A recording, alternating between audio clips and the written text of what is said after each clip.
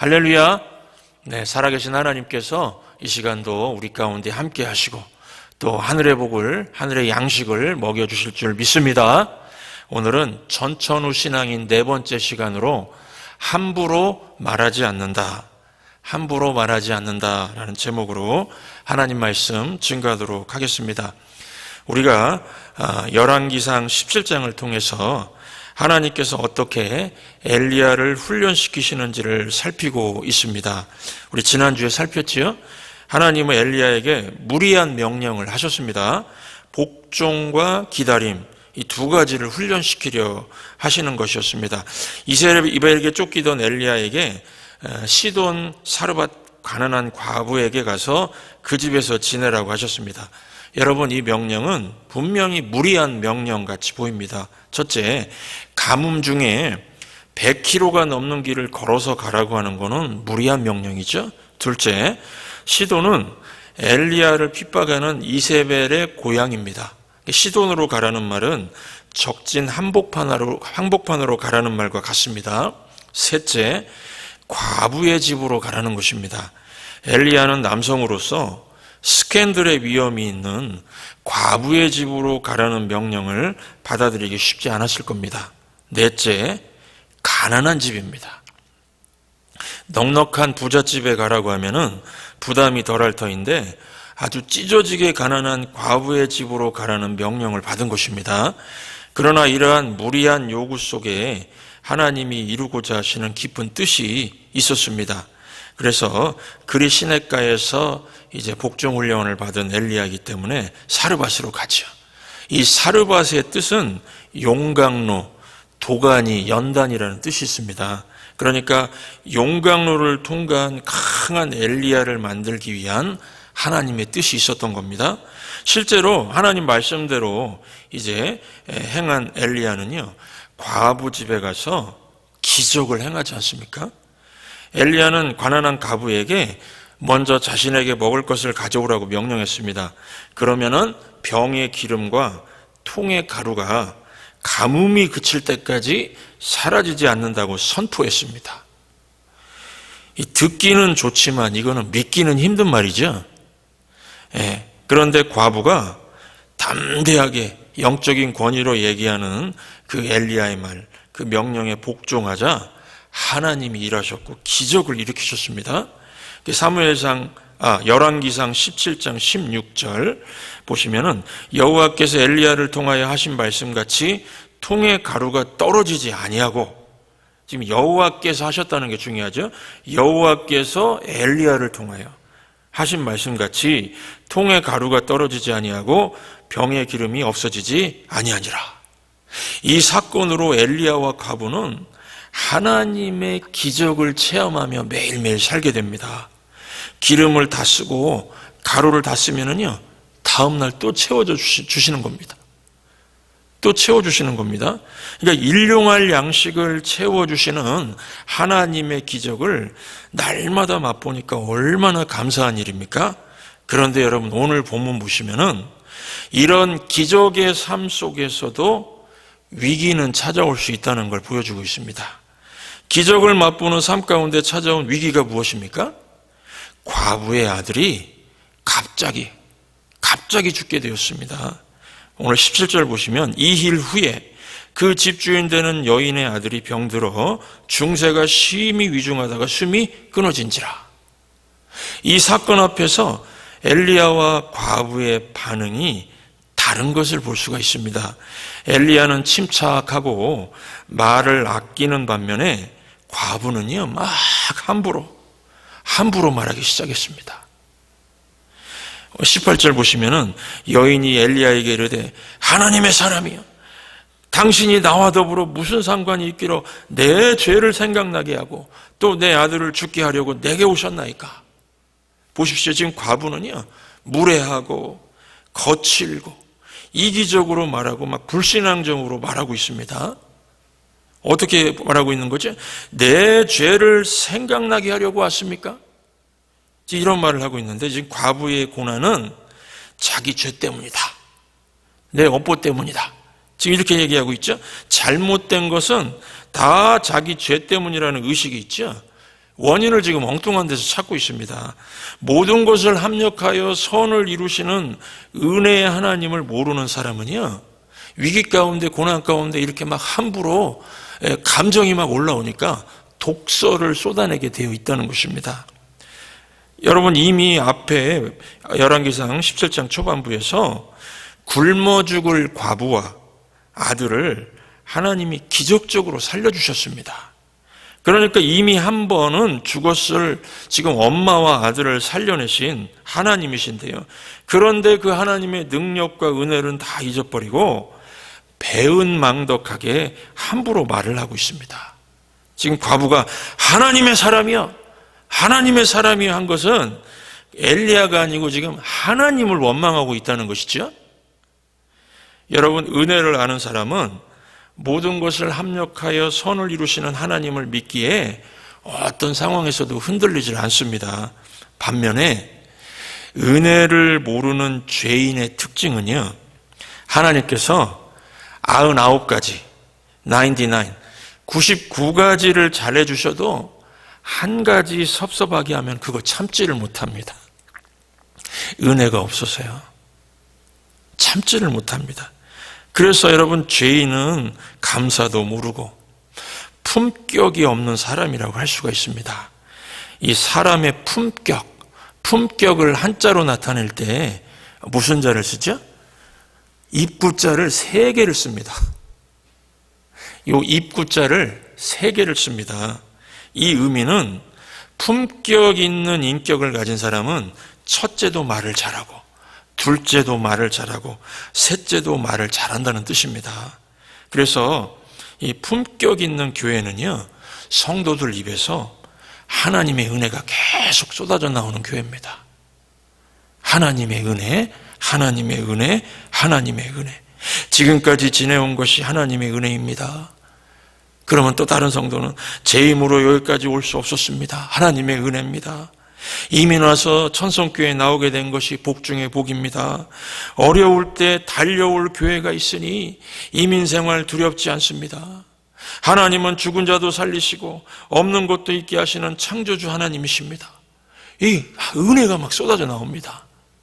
이런 말은요, 목사인 제가 들어도 이렇게 기쁜데 하나님은 어떻겠습니까? 민수기 14장 28절 보시면은 여호와의 말씀에 내 삶을 두고 맹세하노라. 너희 말이 내 귀에 들린 대로 내가 너희에게 행하리니. 하나님께서 이 하나님 마음을 나타내시는데요, 너희 말이 내 귀에 들린 대로 내가 너희에게 행하리니.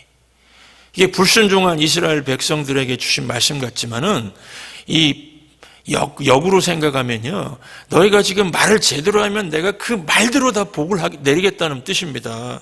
그러니까 성도들이 고백한 대로 하나님께서 은혜를 베푸시고 고백한 대로 복을 주시고 두려움에서 벗어나게 해주신다는 것입니다. 여러분들, 우리 성도로서의 품격은 첫째도 말입니다. 둘째도 말이고요, 셋째도 말입니다.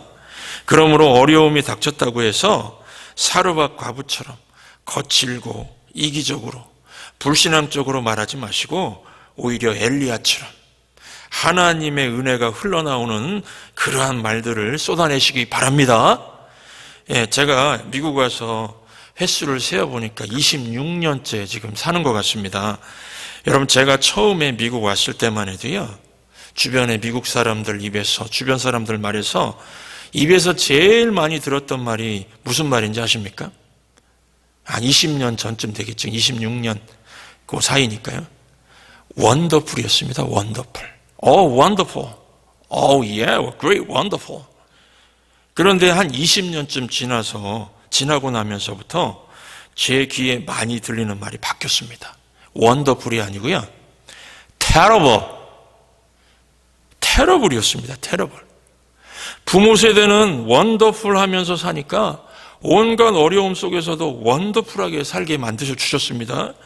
그런데 이 젊은 세대는 환경은 더 좋아졌는데 입에서 막 terrible을 쏟아내는 겁니다. terrible 또 sucks, 형편없다는 뜻이죠. terrible, sucks. 음식을 먹을 때도 terrible, sucks 그러고요. 버스를 탈 때도 terrible, sucks 그러고요. 서브웨이를 타고 갈 때도 terrible sucks 그러고요. 감사의 말은 점점 사라지고 terrible만 쏟아내는 것입니다. 그래서 말끝마다 terrible, terrible, terrible 그러니까 제 생각에 이러다 terrible, terrible니까 테러 일어나는 거 아닌가? 테러 비슷하죠? 테러 일어나는 거 아닌가? 그러니까 진짜 테러가 많이 생기는 거 아닙니까? 정말로 막 폭력과 테러가 많이 생겨버렸습니다. 말한 대로 되더라는 것입니다. 여러분, 우리 입에서 나오는 말을 하나님께서 듣고 계십니다. 그래서 민수기 14장 28절 말씀대로 죽겠다 terrible 하는 사람은 말 그대로 terrible하게 살다가 죽게 된다는 것입니다. terrible 하니까 terrible한 테러들이 일어나는 것이고 wonderful 하니까 wonderful한 일이 일어나게 해주시겠다는 겁니다. 그래서 여러분, 전천후 신앙인 어떤 상황 속에서도 봄, 여름, 가을, 겨울 어떠한 상황 속에서도 변치 않고 흔들리지 않는 전천후 신앙인의 최고 수위의 훈련은요, 언어 생활입니다. 동의하시죠? 언어 생활입니다. 말하는 것을 보면은 그 사람을 볼 수가 있습니다. 저는 양가 부모님들 상견례 없이 결혼을 한 케이스입니다. 제가 신분이 불완전해서 결혼할 그 자매와 함께 한국에 함께 나가서 부모님께 인사를 드릴 수가 없었습니다. 그래서 그 자매 혼자서 용감하게 시부모님 만나러 한국 나가가지고 인사를 드리고 왔었습니다. 용감한 여자죠. 결혼 전에 여러분들 상견례를 하는 이유가 무엇일까요?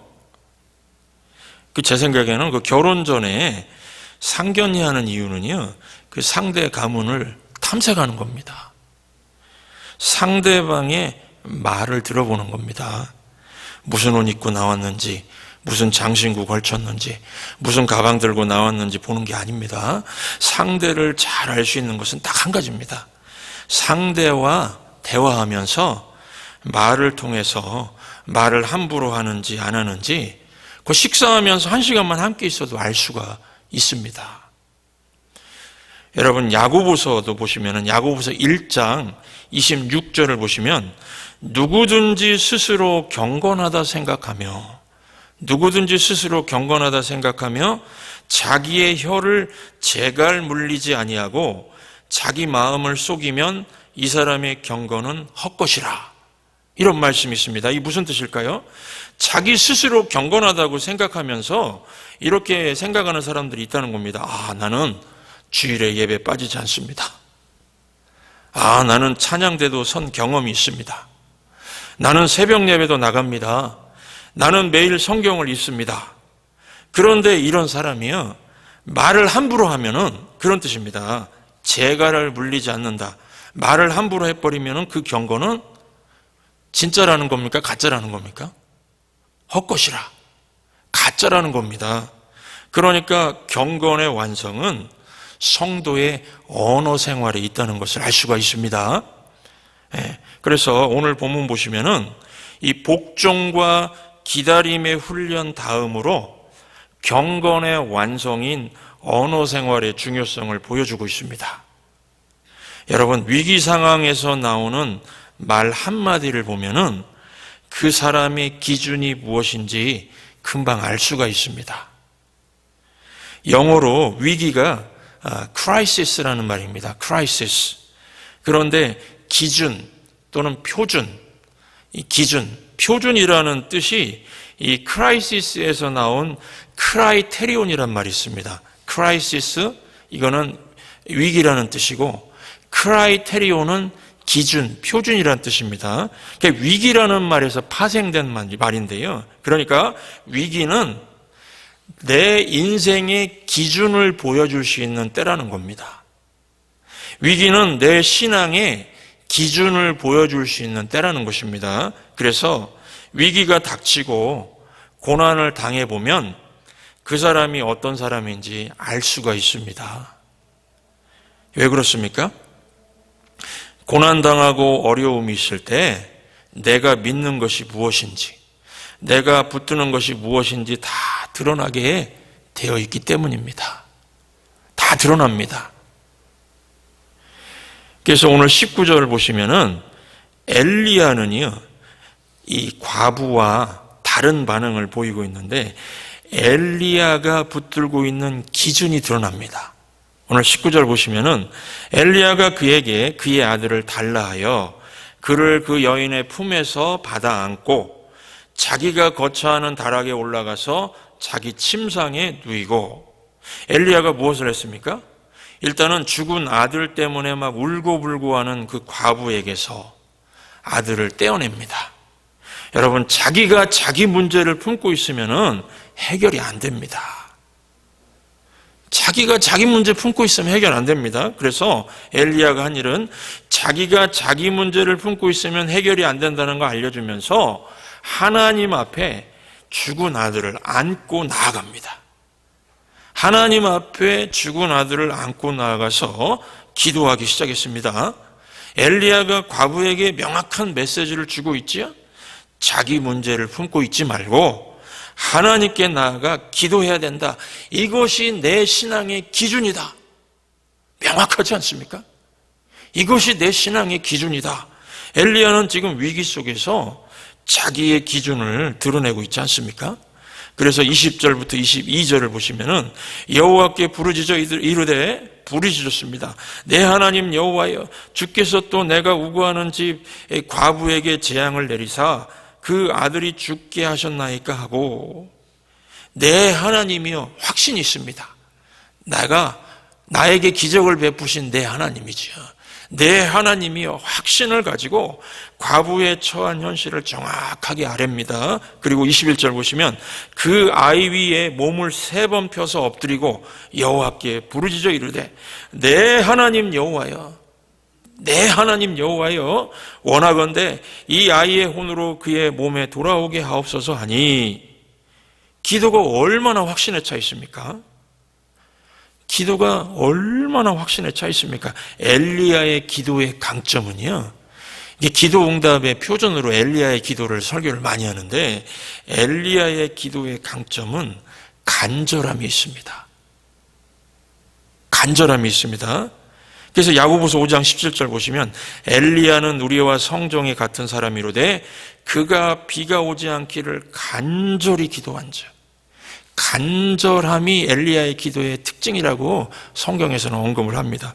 그래서 엘리야는요, 들어주셔도 그만, 안 들어주셔도 그만, 이런 태도가 아니라 기적의 하나님께 간절히 기도하면은 응답하실 것이라는 확신이 있었습니다. 그래서 22절 그 간절함의 기도의 결과가 무엇입니까?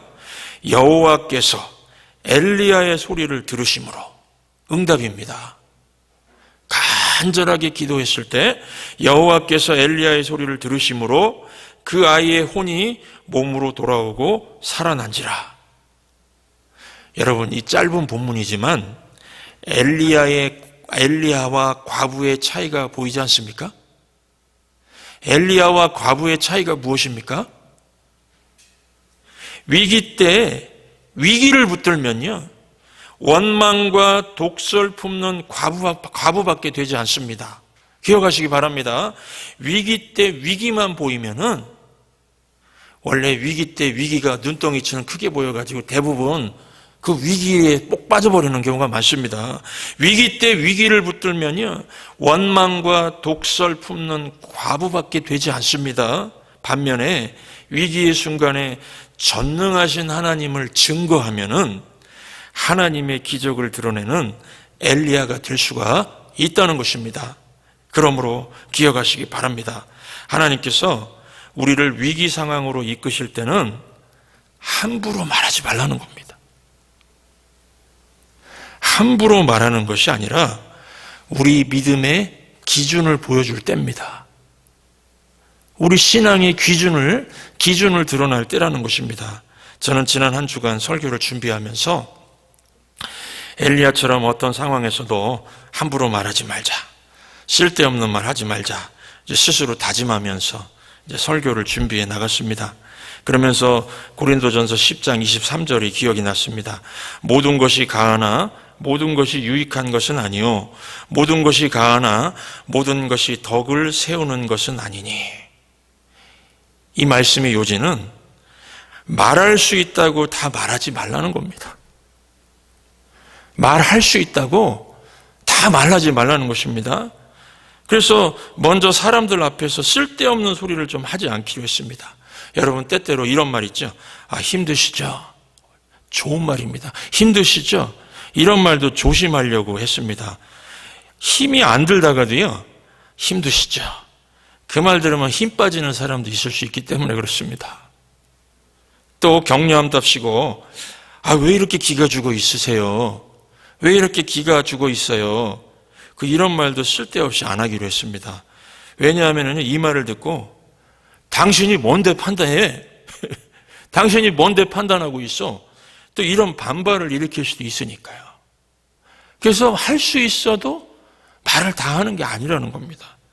또 설교 전에 제가 아직까지는 이런 말씀을 잘 기억이 안 나는데요. 죄송합니다. 설교 준비를 잘 못했습니다. 이런 말도 안 하기로 결심했습니다.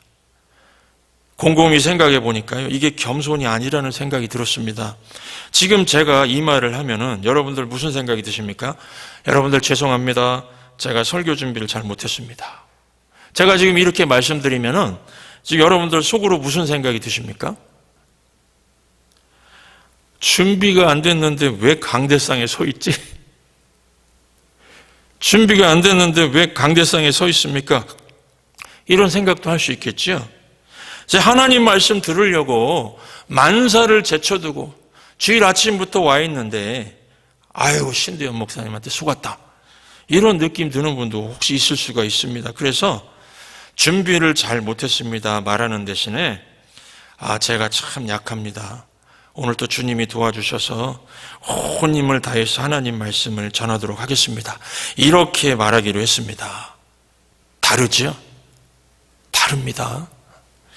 그러면 설교를 듣는 청중들은 우리 목사님이 참 많이 부족하니까 더 기도하는 마음으로 설교를 들어야지, 성령의 인도하심을 구해야지, 이러면서 더 깊은 갈망으로 하나님의 은혜를 더욱더 사모하지 않겠습니까?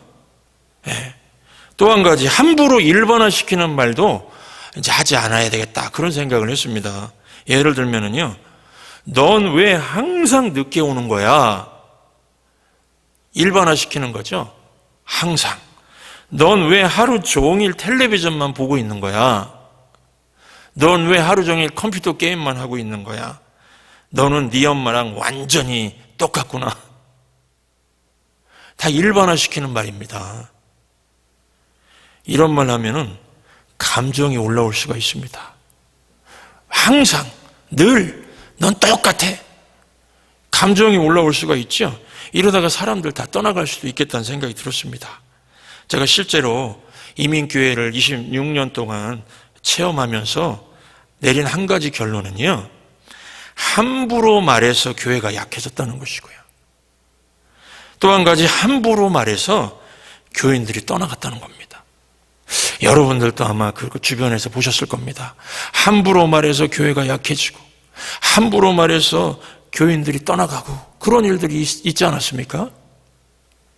그러므로 이번 한 주 동안은 경건의 완성인 이 언어 생활을 스스로 조심하면서 모든 것이 가하나 모든 것이 덕을 세우는 게 아니라는 주님의 말씀을 붙들고 쓸데없는 말 하지 마시고, 함부로 막 말하지 마시고, 항상 온종일 맨날 똑같아, 이런 말로 일반화시키는 말도 버리시기 바랍니다.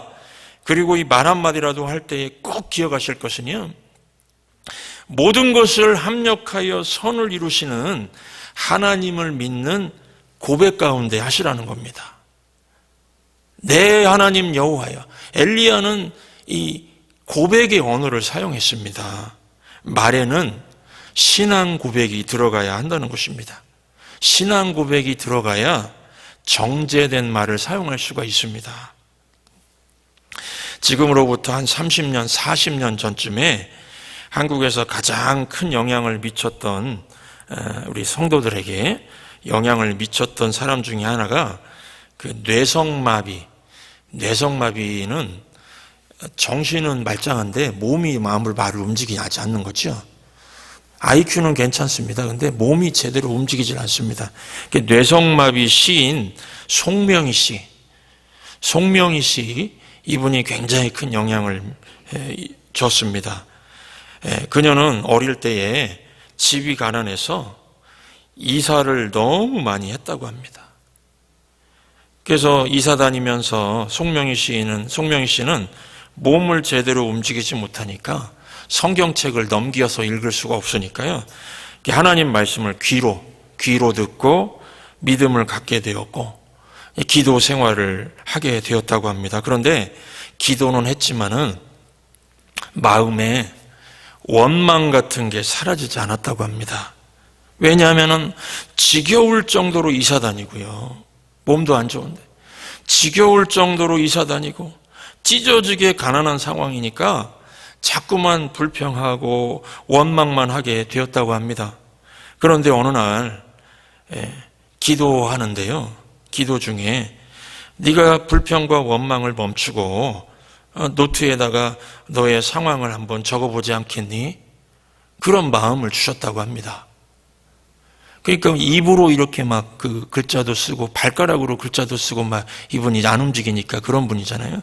그런데 네가 어렵지만은 원망과 불평을 줄이고 그 노트에다가 너의 상황을 적어보라 하는 마음을 주셨다고 합니다. 그래서 자신의 상황을 적기 시작했다고 합니다. 나 가진 재물 없다. 그렇게 적었답니다. 그리고 또 보니까 그 학교도 제대로 안 다녔으니까요. 나 가진 지식도 없다. 나 남에게 있는 건강도 없다. 그런데 그 다음에 쓰라는 음성이 그래? 그러면 공평하신 하나님이라고 적어. 공평하신 하나님이라고 적으라. 이런 마음의 음성이 들려왔다고 합니다. 그런데 그 말을 듣고서요. 화가 났답니다. 화가 나서 못 쓰겠다는 것입니다. 내 상황이 이런데 뭐가 공평하냐고요. 내 상황이 이런데 뭐가 공평하냐고 하나님께 따졌답니다. 그런데 계속해서 공평하신 하나님이라고 공평하신 하나님이라고 써보라니까 이런 마음속 음성이 계속 들리더라는 것입니다. 그때마다 이 송명희 씨는 못합니다. I can't, 못합니다. I won't, 하지 않을 겁니다. 나는 못합니다. 안 할 겁니다. 막 갈등하니까요. 갈등하면서 막 몸이 더 아프고 체력이 막 떨어지는 일이 생겼다고 합니다. 그래서 하나님 말씀을 거역했다가는 너무 힘들 것 같아서 마침내 노트에다가 공평하신 하나님이라고 고백하면서 적었답니다. 그런데요, 이 송명희 시인이 공평하신 하나님이라고 고백을 하고 나자 그때부터 이상한 일이 생기는데 보이지 않던 것들이 자꾸 환상 같은 게 보이더랍니다. 자꾸 하나님께서 주시는 은혜가 체험이 되고 그래서 그것도 노트에 적었다고 합니다. 남이 못 본 것을 보았다. 남이 듣지 못한 음성 들었다. 기도 가운데 하나님과 그 대화가 이루어졌으니까요. 이런 것들을 체험하니까 이 어느 날 갑자기 깨닫게 되는 것이 주님께서 나 같은 이 뇌성마비, 나같이 이렇게 보잘것없는 인간을 얼마나 특별히 생각하시고 사랑하는지를 깨닫게 되었다고 합니다. 그래서 노트에다가 또 적었다고 합니다. 뭐라고 적었을까요? 남이 받지 못한 사랑 받았다. 남이 받지 못한 사랑 받았다. 그러면서 이 하나님의 은혜를 노트에 기록하자 마음속에서 막 찬양이 흘러나왔다고 합니다. 그래서 찬양을 시로 표현하면서 한 것이 뭐냐면은 공평하신 하나님이 남이 없는 것 갖게 하셨네. 공평하신 하나님이 남이 없는 것 갖게 하셨네. 여러분, 뇌성마비 송명희 시인이 위기와 고난 속에서 어떻게 일어나게 되었습니까? 함부로 말하지 않고 공평하신 하나님을 고백하자 삶의 변화가 생겨났습니다. 삶의 변화가 생겨났습니다. 다시 일어서게 되었습니다. 그러므로 우리도 마찬가지입니다. 이와 같이 위기 때는요, 우리 입을 통해서 공평하신 하나님을 고백하는 겁니다. 전능하신 여호와 하나님을 고백하는 겁니다. 모든 것을 합력하여 선을 이루실 은혜의 하나님을 고백하는 겁니다. 함부로 말하지 않는다가 관건입니다. 제가 존경하는 분들을 또 이렇게 신앙적으로 존경하는 분들도 좀 이렇게 주변에 있었고 그랬는데, 한국이나 미국이나 어느 순간에 그 위기 때 말 함부로 하는 거 보면서 제가 마음이 돌아선 적이 있습니다. 여러분, 위기 때, 고난의 때 경건의 완성인 언어, 이 말을 하는 건 너무나 큰 훈련인데요. 이 핵심은 우리가 어떻게 이게 일어날 수 있냐면은 고백의 언어를 사용하면 됩니다. 공평하신 하나님을 고백하고 모든 것을 합력하여 선을 이루실 은혜의 하나님을 믿고 고백하는 겁니다. 그럼 언어가 언어가 다듬어지게 돼 있습니다. 그래서 저와 여러분은 위기 가운데서 함부로 말하지 말고 공평하신 하나님을 고백해 보시기 바랍니다. 문제를 하나님 앞에 가지고 가는 기준을 보여주시기 바랍니다. 이것이 내가 붙드는 믿음입니다. 내가 이 고난의 때, 이 위기의 때 드디어 내 신앙의 기준을 드러낼 수 있게 되었구나. 그러면서 이 기준을 보여주시기 바랍니다. 위기를 통해서 진짜 하나님의 사람임을 드러내시며 사시기를 주의 이름으로 축원합니다. 네, 우리 이 시간 말씀 기억하시면서 우리 송명희 시인이 지었던 나 가진 재물 없으나 같이 찬양하겠습니다. 나 가진 재물 없으나 나 남이 가진 지식 없으나 나 남에게 있는 건강 있지